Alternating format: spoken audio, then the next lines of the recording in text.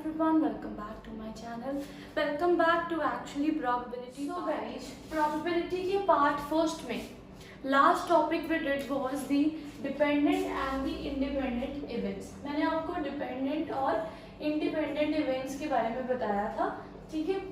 सो इसी को मैं आगे फर्दर लेके जा रही हूँ. इंडिपेंडेंट इवेंट्स में हमने एक बहुत ही अच्छा फॉर्मूला किया था. हमारा फॉर्मूला क्या था कि P of A intersection B is equals to PB into P of A, or you can write PA into PB, both means the same. So ये फॉर्मूला हमने किया था.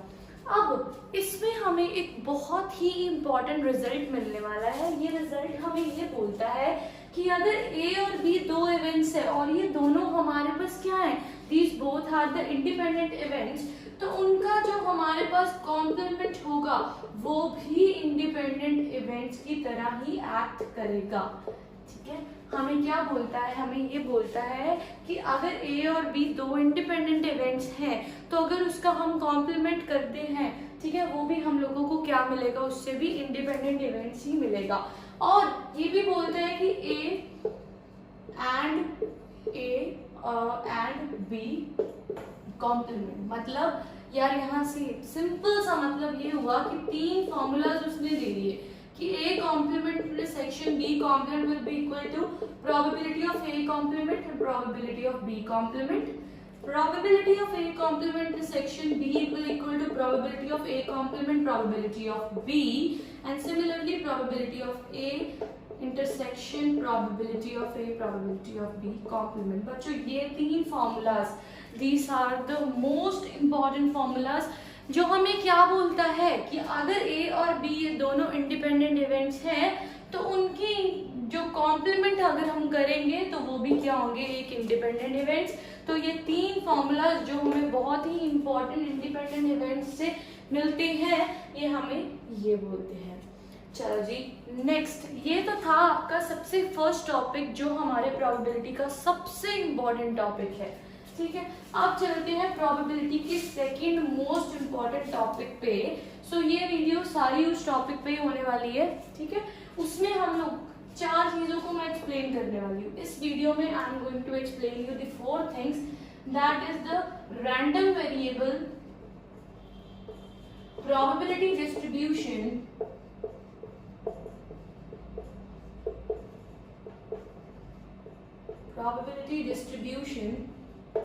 third thing is mean, and fourth thing is variance. Okay, so students, I am going to explain you mean, or you can say expectation value. इसको आप expectation value भी बोल सकते हो, mean और I can say standard deviation. Okay, तो ये सारी वीडियो, आज वाली जो ये वीडियो है ये इसी पे होने वाली है, and it is also the second most important topic for the NDA. अब यार एक आपको बहुत ही अच्छी बात बताने लगी हूँ. इसमें सिर्फ एक चीज देख लो, इससे ये निकलेगा, इससे ये निकलेगा, इससे ये निकलेगा. ठीक है, इस पे क्वेश्चन पेपर में आता ही आता है, तो बहुत ध्यान से सुनिएगा. ठीक है, सबसे पहले हम लोग सबसे पहली चीज पे चलते हैं जो आपके पास है रैंडम वेरिएबल. आप लोगों को पता है कि एक रैंडम एक्सपेरिमेंट क्या होता है. तो एक रैंडम एक्सपेरिमेंट एक ऐसा एक्सपेरिमेंट होता है जिसको अगर मैं एक्सपेरिमेंट को करती हूँ तो आई डोंट नो कि आउटकम्स उसके क्या है. I can not decide the outcomes with an certainty. Alright, so random variable, इसको हम डोनेट करते हैं बच्चों x से. इसको हम डोनेट करते हैं x से. तो x जिसको मैं बोलती हूँ रैंडम वेरिएबल, ये क्या है, ये मेरे पास है कि something that we define, something that we define, कुछ ऐसी चीज जिसको मैं डिफाइन करती हूँ, जो एक डिफाइंड क्वेश्चन मैं बोल सकती हूँ. सो रैंडम वेरिएबल बेसिकली एक ऐसी चीज होती है जिसको मैं डिफाइन करती हूँ. Something that we define is known as a random variable. चलो, नहीं समझ आ रहा, कोई बात नहीं, एक एग्जाम्पल देखते हैं. एग्जाम्पल मैंने बच्चों आपको बोला कि मैंने दो कॉइन्स ले लिए. ठीक है, और मैंने उनको क्या किया, 2 coins are tossed, and I said you कि x is a random variable, कि हमारे पास coins पे क्या आए, हेड, कॉइन्स पे क्या है, head, that is head should appear on the two faces of the coin. Okay, so आप बोलोगे कि आपको रैंडम वेरिएबल निकालना है। पहले तो मैं सैंपल स्पेस बनाऊंगी। सैंपल स्पेस मेरे पास क्या बनेगी, यहाँ तो दोनों कॉइन्स पे हेड आ जाए, दोनों पे एक पे टेल आ जाए, एक पे हेड आ जाए, यहाँ दोनों पे टेल आ जाए। इसके अलावा हमारे पास सैंपल स्पेस में कोई भी एलिमेंट नहीं आएगा। Now the point is, point क्या है, पॉइंट ये है, वो बोलता है कि कॉइन्स पे क्या आए, हेड आ जाए। अब यार पॉसिबिलिटी ये है कि यहाँ तो कॉइन, दोनों कॉइन्स पे हेड आ सकता है, या एक पे हेड एक पे टेल, या एक पे टेल और एक पे क्या आ सकता है, हेड। ठीक है, अब हमें करना है बच्चों कि हमारा रैंडम वेरिएबल कैसे निकलेगा। पहले तो यहाँ तक क्लियर करो अपने आप को, ये होता है रैंडम वेरिएबल का टॉपिक। अब देखिए, अब हमें देखना है कि रैंडम वेरिएबल कॉइन्स पे हेड आ जाए। उसने क्वेश्चन में ऐसे कुछ नहीं दिया होगा, ये तो मैंने जस्ट आपको एक एग्जांपल लेके, अगर हम प्रॉपर एग्जांपल लेके चलते हैं तो सपोज करो मैंने आपको रैंडम वेरिएबल दे दिया कि number of heads on the coin minus number of tails. मैंने आपको बोला कि ये आपके पास रैंडम वेरिएबल है कि कितने नंबर ऑफ हेड है माइनस नंबर ऑफ टेल्स। अब मैं को देखनी है कि ये सैंपल स्पेस की पर ही मैंने निकालनी है रैंडम वेरिएबल की वैल्यू। मतलब एक क्या है, हेड हेड, एक है हेड और टेल। ठीक है, हेड हेड मतलब दोनों पॉइंट्स पे क्या आ गए, हेड्स, 2 माइनस टेल क्या है, 0, तो आंसर इज 2। ठीक है, नेक्स्ट क्या है, एक हेड है और एक टेल है, 1 minus 1, again it is 0। Next क्या है, दोनों पे क्या है, हेड, पहले पे टेल है, दूसरे पे हेड है, तो it will also come out to be 1 minus 0, that is 1। और एक आपके पास रहता है जिसको मैं बोलती हूँ टेल, टेल, हेड 0 है, टेल 2 है, आंसर इज -2। सो बेसिकली क्या मैंने निकाला इसमें, मैंने इसमें रैंडम वेरिएबल निकाला, और रैंडम वेरिएबल उसने बोला था number of heads minus number of tails. So मैंने रैंडम वेरिएबल निकाल लिया एच का, that is equals to 2, X tail H का that is equals to 1, H tail का that is equals to 1, this is 1 minus, ये भी आएगा 1 minus 1, 0, that is equals to 0। Then again last is tail tail that is equals to minus of 2। तो बच्चों ये आता है आपके पास रैंडम वेरिएबल। अब बात आती है हमारे पास प्रोबेबिलिटी डिस्ट्रीब्यूशन की। देखिए जी, प्रोबेबिलिटी डिस्ट्रीब्यूशन की बात ऐसे निकालते हैं हम रैंडम वेरिएबल। क्या करना है रैंडम वेरिएबल निकालने के लिए, एक शॉर्टकट सा देखिए। सबसे पहले आपको सैंपल स्पेस बनानी है। सैंपल स्पेस में से आप लोगों को देखना है कि रैंडम वेरिएबल की वैल्यू क्या दी है। जो भी रैंडम वेरिएबल की वैल्यू होगी बारी बारी बस पुट करते जाइए और आंसर निकालते जाइए। तो ये देखो, ये पहला स्टेप हो गया जिसको मैं बोलती हूँ how to find the random variable of any question. उसके बाद सेकेंड स्टेप पे हम मूव करते हैं जिसको हम बोलते हैं प्रोबेबिलिटी डिस्ट्रीब्यूशन। अरे बच्चों, अगर आपने रैंडम वेरिएबल कर लिया तो प्रोबेबिलिटी डिस्ट्रीब्यूशन तो बाय हाथ का खेल है। तो देखो, तो हमारे पास ये देखो, अब मैं बना रही हूँ एक टेबल जिसमें मैं क्या लिख रही हूँ, रैंडम वेरिएबल, और इधर मैं प्रोबेबिलिटी को हमेशा मैं क्या करूंगी, px से डोनेट करती हूँ। ठीक है, तो क्या आएगी प्रोबेबिलिटी। प्रोबेबिलिटी हमें पता है क्या होती है। प्रोबेबिलिटी हमारे पास होती है कि कितने नंबर ऑफ वेरिएबल है वो टोटल नंबर ऑफ आउटकम्स। यहाँ पर टोटल नंबर ऑफ आउटकम्स कितने हैं हमारे पास, 4। ठीक है, तो अब देखिए प्रोबेबिलिटी हमारे पास सैंपल्स की ये आई है 2 माइनस 2 और 0। 2 किसमें आई कि दोनों पॉइंट्स पे क्या आ जाए, हेड आ जाए, तो ये कितनी है प्रोबेबिलिटी 1/4। अब दोनों पॉइंट्स पे मेरे पास टेल आ जाए, दैट इज आल्सो 1/4।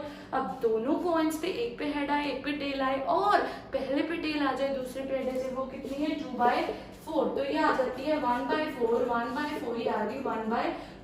तो बच्चों एक बहुत ही मैजिकल चीज इसमें बताने वाली हूँ। मैजिकल चीज इसमें क्या है, आपको कैसे पता लगेगा कि आपकी ये जो प्रोबेबिलिटी लिखी है ये सही है, ये कैसे पता चलेगा। अगर आप इसका सबमिशन करते हैं और ये इक्वल्स टू 1 आ जाता है तो समझ लीजिए आपने प्रोबेबिलिटी सही करी है। तो आप कर लीजिए 1/4 प्लस 1/4 प्लस 2/4, ये किसके इक्वल आएगा मेरे पास 1। ऑलवेज ऑलवेज जो सबमिशन ऑफ प्रोबेबिलिटीज होती हैं ये हमेशा हमेशा 1 के इक्वल होती है, और प्रोबेबिलिटी हमेशा 0 और 1 के बीच में लाई करती है। ये कभी भी 0 और 1 से बड़ी नहीं हो सकती। ठीक है। So this is basically about the probability distribution, ठीक है। लो जी, सेकेंड पार्ट भी डन हो गया हमारे पास, क्या हो गया, प्रोबेबिलिटी डिस्ट्रीब्यूशन, ठीक है। अब चलते हैं थर्ड पार्ट पे। अरे बच्चों ये दो पार्ट हो गए, तो थर्ड पार्ट तो बहुत इजीली होने वाला है। थर्ड पार्ट हमारे पास क्या है, मीन, या हम क्या बोलते हैं, एक्सपेक्टेशंस, एक्सपेक्टेशन वैल्यू। यार कुछ भी नहीं, मीन को हम डोनेट करते हैं म्यू के साथ, इसको क्या बोलते हैं, म्यू। तो मीन को डोनेट करने का म्यू के साथ, और इसका क्या रिजल्ट होगा, इसका रिजल्ट होगा summation x into P of x। मतलब क्या, टेबल से समझते हैं। x की हमने वैल्यूज निकाल ली है, px की वैल्यूज निकाल ली है। x की वैल्यूज थी 2, 0, 2, -2 और 0। प्रोबेबिलिटी थी 1/4, 1/4 और 2/4। अब आपको क्या करना है, नेक्स्ट बार में x इंटू पी एक्स करना है। तो ये आ जाएगा 1/2 -1/2 और ये आ जाएगा 0। बस बच्चों इस सबका सम कर दीजिए, जो इसका सम आएगा वो हमें क्या देगा, वो हमें मीन देगा। मतलब x into P x, summation x into P x, जो भी इन सबका सम आएगा वो हमें क्या देगा, हमारे पास मीन देगा। थर्ड चीज हमारे पास जो आती है वो है वेरिएंस। इसको भी हम टेबल से समझते हैं। तो टेबल में आपको कुछ चेंजेस करने हैं। टेबल में आपको दो और कॉलम्स ऐड करने हैं, एक्स स्क्वायर का और एक आपको करना है x square into P x का। ये दो टेबल और ऐड करने हैं। एक्स स्क्वायर करेंगे तो आपके पास आएगा 4, 4 और 0। X square into P x करेगा, ये आएगा 1, 1 एंड 0, राइट। अब ये देखिए, अब फॉर्मूला लगाना है सिंपल वेरिएंस का। फॉर्मूला आपके पास वेरिएंस का आपको क्या बोलता है, इन सब का सम कीजिए minus mean is equals to variance. मतलब एक्स स्क्वायर पी एक्स, इस सब का समिशन कीजिए माइनस मीन का square, it will give you the variance. Okay, सब चलो थोड़ा हॉच पॉच हो गया, फिर से समझते हैं एक बार शुरू से। सबसे पहले हमने क्या निकालना था इसमें, रैंडम वेरिएबल। तो रैंडम वेरिएबल हमने सबसे पहले निकाल लिया, जिसकी वैल्यू हम लोगों को गिवन होती है पेपर में कि हमने रैंडम वेरिएबल कैसे निकालना है। उसके बाद हमने इसकी क्या देखी, प्रोबेबिलिटी, कि यार ये आने की प्रोबेबिलिटी क्या है, वो कैसे देखी हमने, सैंपल स्पेस की हेल्प से हमने प्रोबेबिलिटी कर ली। प्रोबेबिलिटी के बाद हमने देखा मीन। मीन में हमने क्या किया, summation x into P x, मतलब समिशन रैंडम वेरिएबल इंटू दी जो हमारे पास प्रोबेबिलिटी है, इससे हमने निकाल लिया मीन। फिर बात आती है हमारे पास वेरिएंस की। तो वेरिएंस निकालने का फॉर्मूला क्या आता है बच्चों, summation x square into P x minus mean का स्क्वायर। ये आपको क्या दे देता है, वेरिएंस। तो ये चार चीजें हैं जो आपके पास second most important concept of probability के लिए स्टैंड की जाती है। That is the random variable, probability distribution, mean and variance. अब आपको याद क्या रखना है, प्रोबेबिलिटी में आपको याद ये रखना है, एक तो ये चीज याद रखनी है कि 0 और 1 के बीच में मेरे पास प्रोबेबिलिटी लाई करती है, और एक जब मैं प्रोबेबिलिटी के समेशन करता हूँ ये हमेशा क्या आती है, इक्वल टू 1 आती है। तो ये है आपके पास second most important concept of the probability. इसको मत भूलना कभी भी, क्योंकि ये बहुत इंपॉर्टेंट है। अच्छा, अब इसके बेसिस पे एक क्वेश्चन देखते हैं। अगर इसके बेसिस पे एक क्वेश्चन देखा जाए, एक छोटा सा क्वेश्चन ले रही हूं मैं, जिसमें मैं क्या बोलती हूँ आपको कि आपने क्वेश्चन आपके पास ये आता है दैट पहले हमने लिया था 2 कॉइन्स आर टॉस्ड, राइट। इसमें हम लोग क्वेश्चन ले सकते हैं, 2 कॉइन्स आर टॉस्ड का ही क्वेश्चन लेते हैं। 2 coins are tossed and I said x is a random variable. x मेरे पास क्या है, एक रैंडम वेरिएबल है। चलो इसमें हम ऐसे करते हैं, 2 की जगह will take it, let's make it little bit difficult.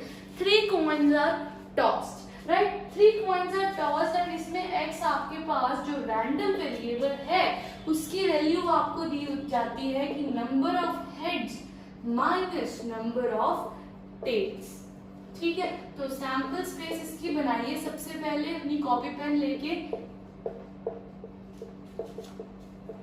अब सैंपल स्पेस बनाना भी भाई एक चैलेंज का काम है। क्यों? क्योंकि सैंपल स्पेस भी कभी कभी गलत बन जाती है। तो सैंपल स्पेस को भी सही से बनाने का ट्रिक्स तो चलो नहीं, पर अपना थोड़ा ब्रेन होता है कि हमें सैंपल स्पेस को कैसे बनाना है। तो सैंपल स्पेस में पहले तो ये देखिए एलिमेंट्स कितने आएंगे। तो देखो बच्चों बहुत इजी है ये भी। देखो 3 कॉइन्स टॉस किए हमने, ठीक है। ये जो एक कॉइन है, ये जो एक कॉइन है उसका क्या है, हेड या टेल, मतलब 2 पॉसिबिलिटीज हैं। तो कितने नंबर ऑफ सैंपल स्पेस बनेगी, 2 की पावर में जितनी बार आपने उसको टॉस किया, मतलब कि हमारे पास 8 सैंपल स्पेस बनेगी। मतलब नंबर ऑफ आउटकम्स अपॉन कितनी बार मैंने उसको टॉस किया या कितनी बार मैंने वो एक्सपेरिमेंट को परफॉर्म किया, कितने नंबर ऑफ कॉइन्स एक्चुअली, कितने नंबर ऑफ n है, वो हमारे पास क्या बनेगा, sample space, that is 2 power 3 is equals to 8। तो एलिमेंट्स हमारे पास हो गया 1 2 3 4 5 and 6। Only 2 elements are left. जरा सा इसको ध्यान से देखा जाए तो 2 एलिमेंट्स हमारे पास पड़े हैं। तो ये बचते हैं टेल हेड, टेल का एक एलिमेंट और पड़ा है इसमें, ठीक है जी, एक एलिमेंट और पड़ा है इसमें, जरा सा देखते हैं।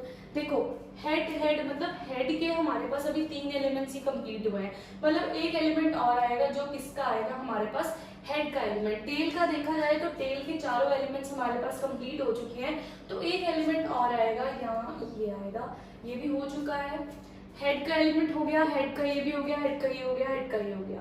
बेसिकली 1 2 3 4 5 6 7 8 9 9 बार आपके पास हेड आ चुका है, ठीक है। टेल देखिए 1 2 3 4 5 6 7 8 9 10 एंड 9 बार और 10 और 11 बार हेड आ चुका है और आपके पास 10 बार टेल आ चुका है, ठीक है। मतलब फिर से 1 2 3 4 5 6 7 8 9 10 11 बार हेड आ चुका है और 1 2 3 4 5 6 7 8 9 10 बार आपके पास टेल आ चुका है। एक बात और देखिए, बात इसमें ये देखने वाली है कि जब भी आप ऐसा कोई क्वेश्चन करोगे उसमें ये देख लो कि ये दोनों बराबर आए, ये दोनों इक्वल आए, तो इनको इक्वल करना है तो मतलब 12 हेड होने चाहिए और 12 ही टेल होने चाहिए। मतलब एक कुछ ऐसा छूट रहा है यहाँ पर जिसमें क्या है, जिसमें एक आपके पास हेड आएगा और 2 क्या आएंगे आपके पास, tail. This is one of the trick. कभी कभी ये होता है कि हम क्वेश्चंस करते करते भूल जाते हैं कि कौन से एलिमेंट और आएंगे, तो ये आपके पास छोटा सा ट्रिक है, इसमें आप याद कर सकते हो। तो आपको क्या देखना है कि एक हेड और आएगा और 2 क्या आएंगे आपके पास, टेल और आएंगे। तो यहाँ पर आपका बच्चों होता है सैंपल स्पेस खत्म, ठीक है। अब आपको ये देख लो, अब आपको मैंने ट्रिक बता दी है कि आपको कैसे याद रखना है। कैसे याद रख सकते हो आप, ये आप देख लो, काउंट कर लिया करो, अगर हेड्स और टेल्स इक्वल आ जाए तो मतलब आपका सैंपल स्पेस जो बना है वो बिल्कुल सही बना है सैंपल स्पेस। ओके चलो चलते हैं जी रैंडम वेरिएबल की तरफ।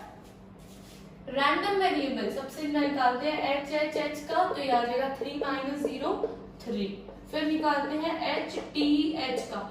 अगर आपको सेम करना है सेम कर लीजिए। देखो जिसमें आपने देखना है 2 हेड है और 1 टेल है, 2 हेड 1 टेल, 2 हेड 1 टेल।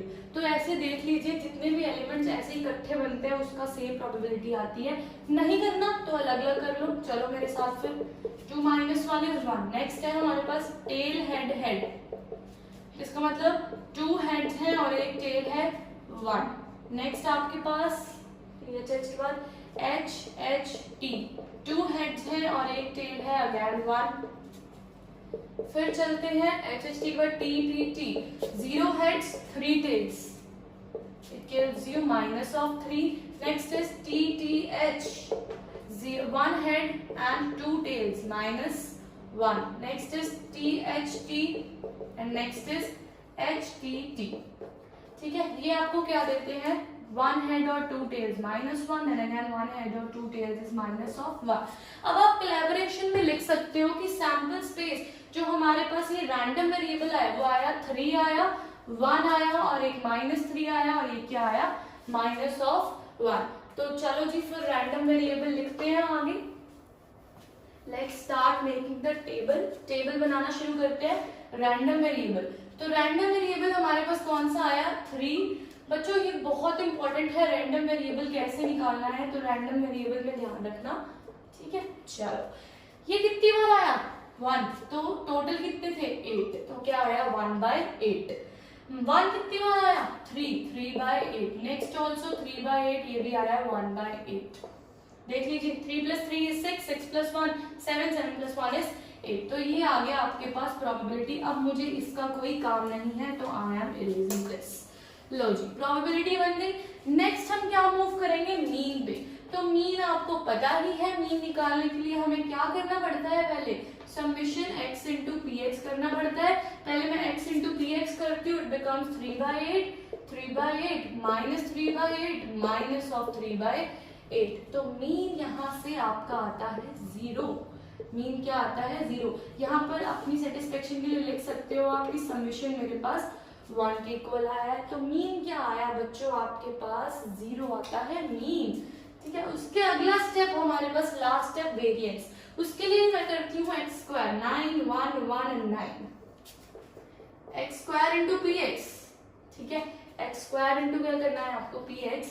9/8, 3/8, 3/8, 9/8। अब वेरिएंस निकालने का भी मेथड मुझे पता है। इस सबको ऐड कीजिए, 9 + 9 18, 4/8।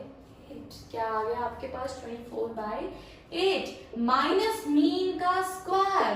माइनस क्या आता है बच्चों, मीन का स्क्वायर। तो आपके पास क्या आंसर बढ़ा, ये देखो, इसको बस आपने क्या करा 9/8 + 3/8 + 3/8 + 9/8। ठीक है, so it will give you 24/8। okay, so that's it, we are done with the question था हमारे पास, ये 3 पे कट गया तो 3 - 0 का स्क्वायर। आंसर क्या आया आपके पास, वेरिएंस का 3।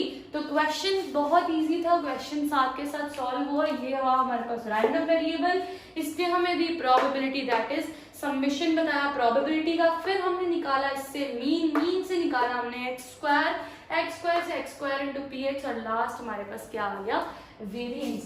तो ये बहुत इंपॉर्टेंट टॉपिक था। ये आपके पास second most important topic stand करता है प्रोबेबिलिटी में।